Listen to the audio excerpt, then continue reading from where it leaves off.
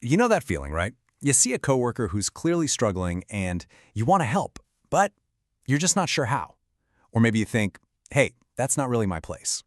Well, today, we're going to dive into a really simple but powerful idea that anyone, and I mean anyone, can be a force for good when it comes to mental health at work.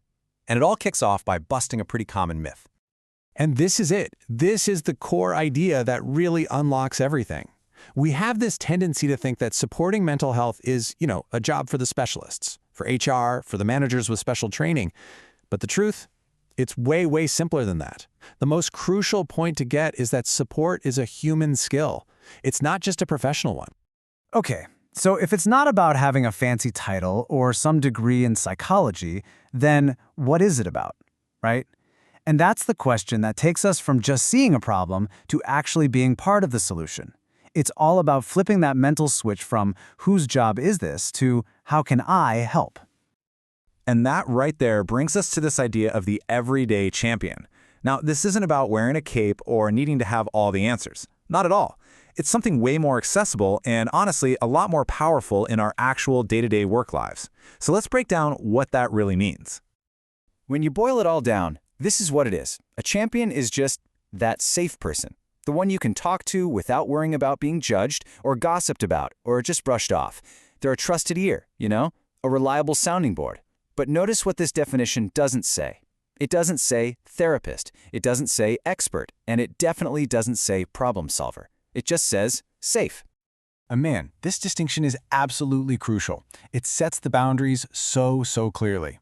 A champion's job is not to figure out what's wrong with someone. You're not there to diagnose anxiety or depression or anything like that. Nope.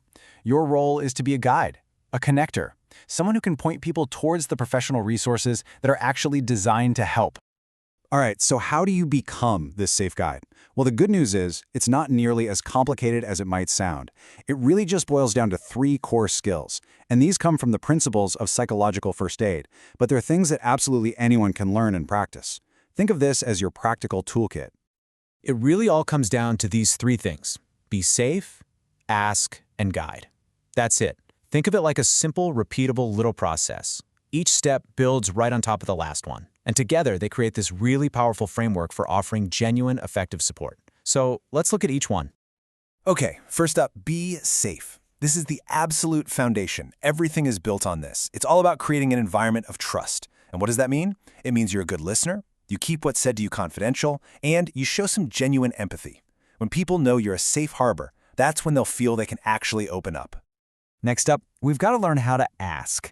And look, we all know the drill, right? That hallway, "How are you?" where the only real answer is "Fine, thanks."